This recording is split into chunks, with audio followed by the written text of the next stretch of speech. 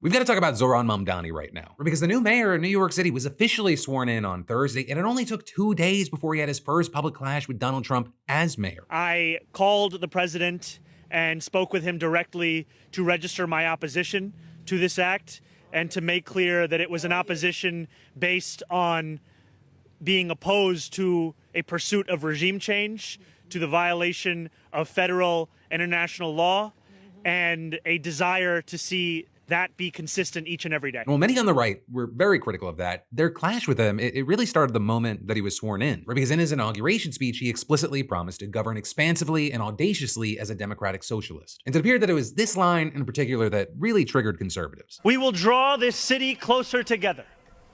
We will replace the frigidity of rugged individualism with the warmth of collectivism.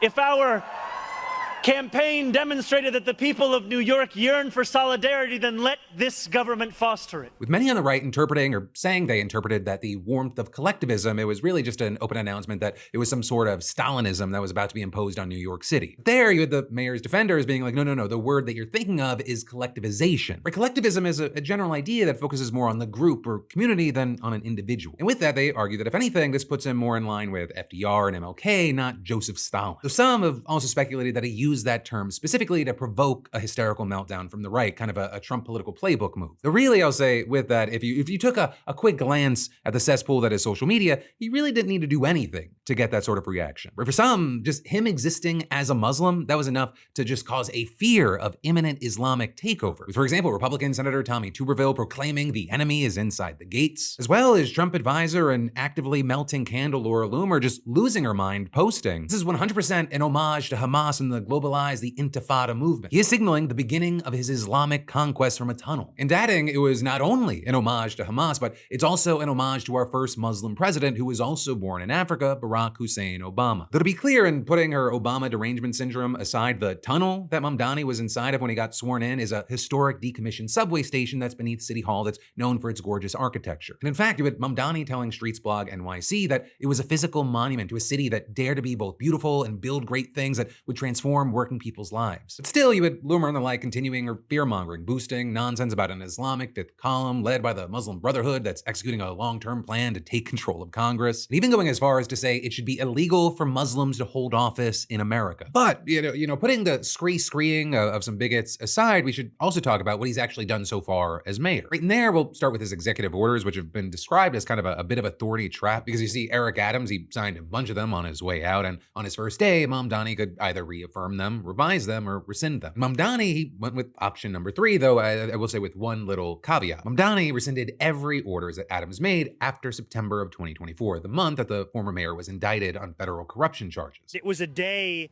at which many New Yorkers started to doubt, even more than they did, the motivations behind any executive order or executive action that was going to be taken. And that did a number of things. It eliminated the Office of Rodent Mitigation, it deleted the crypto office, and removed federal immigration officials' access to the Rikers Island jail complex. But easily, the 2 orders that got the most attention concerned Israel. One codified a controversial definition of anti-Semitism proposed by the International Holocaust Remembrance Alliance, and the other, it banned city agencies from boycotting Israel. With Mamdani rescinding both of those and saying that the IHRA's definition conflates criticism of Israel with anti-Semitism and reaffirming his longstanding support for the BDS movement. A move that sparked a fair bit of blowback with the Anti-Defamation League, the American Jewish Committee, and the United Jewish Appeal Federation of New York issuing a joint statement saying, "Singling out Israel for sanctions is not the way to make Jewish New Yorkers feel included and safe, and it will undermine any words to that effect." But then also the Israeli Foreign Ministry jumping in to say on his very first day as New York City mayor, Mamdani shows his true face. This isn't leadership, it's anti-Semitic gasoline on an open fire. But the Mamdani camp, they predicted that there was going to be this kind of reaction, and they had a few different responses. First of all, Mamdani was always clear that his intention was to rescind these orders. He didn't reveal some hidden agenda on day 1. Second, he actually kept Adams's order establishing the Office to Combat Anti-Semitism, and he promised to increase funding for the office for the prevention of hate crimes. And third, it was widely seen that Adams was clearly signing these orders last summer as a way to plant landmines that Mamdani would have no choice but to step on as soon as he entered office. But then with all that said, let's talk about Mamdani jumping into into his policy agenda, starting with housing. Because yesterday he named the woman who's going to head the Department of Housing Preservation and Development, Dina Levy. Right, and Levy, she was once an assistant to the state attorney general, and she just served as senior vice president at the state's housing agency, where she oversaw development of single-family and manufactured homes and ran the state's mortgage agency. But really, to many New York City renters, she's best known as a fearsome tenant rights activist. In fact, the apartment complex where Mamdani announced her appointment was infamously neglected by its private landlord back in 2008. But Levy, she helped organize its residents to secure a $5.6 million loan from the same agency that she's about to lead and sell the building to new owners who renovated it. Dina will no longer be petitioning HPD from the outside.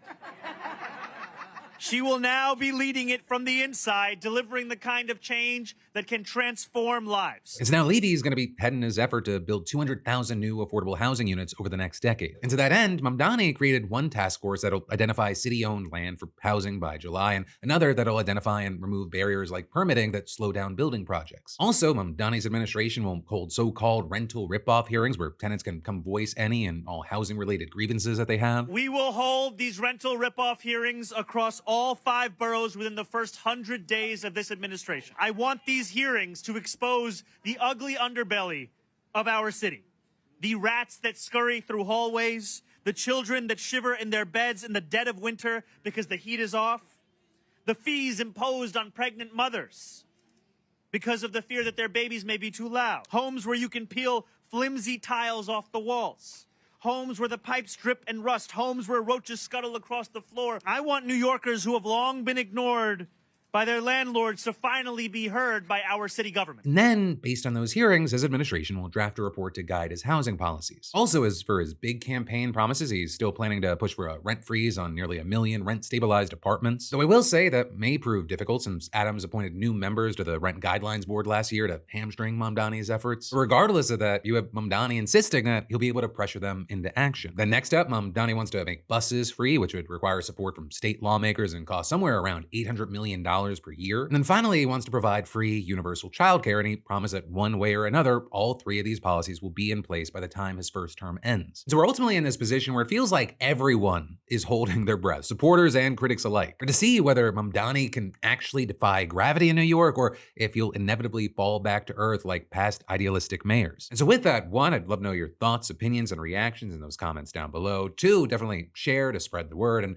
3, there's also more news you need to know today. Trump's now threatened to invade Colombia, Mexico, Iran, and Greenland. Tim Walz just announced that he's dropping out of the Minnesota governor's race. Elon Musk's AI Grok went crazy and made non-consensual lewd images of women and even some minors. 10 people were just found guilty of cyberbullying First Lady Brigitte Macron. And a man was just arrested for allegedly attempting to break into J.D. Vance's home in Ohio. Subscribe to stay in the loop and click here for more.